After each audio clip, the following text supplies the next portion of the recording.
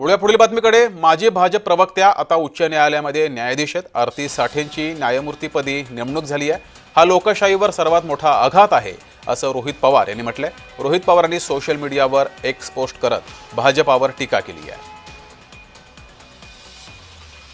रोहित पवारांनी नेमकं काय म्हटले पाहूयात। सार्वजनिक व्यासपीठावरून सत्ताधारी पक्षाची बाजू मांडणाऱ्या व्यक्तीची न्यायाधीश म्हणून नेमणूक होणं म्हणजे लोकशाहीवर केलेला सर्वात मोठा आघात आहे असं रोहित पवार यांनी म्हटलंय।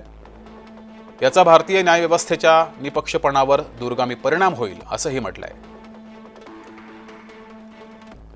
केवळ न्यायाधीश होण्याची पात्रता आहे म्हणून थेट राजकीय व्यक्तींना न्यायाधीश म्हणून नेमणं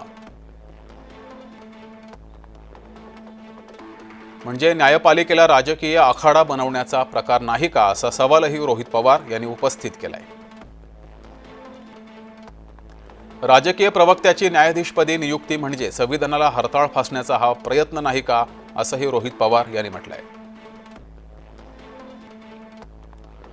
एका राजकीय व्यक्तीच्या नियुक्तीनं पूर्ण न्यायदानाच्या प्रक्रियेवर प्रश्नचिन्ह निर्माण होणार नाही का, असाही तिसरा सवाल रोहित पवार यांनी उपस्थित केलाय।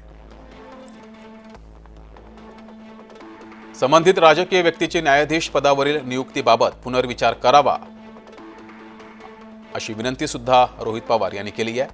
आदरणीय सरन्यायाधीश साहेबांनीही याबाबत मार्गदर्शन करायला हवं असंही म्हटलंय।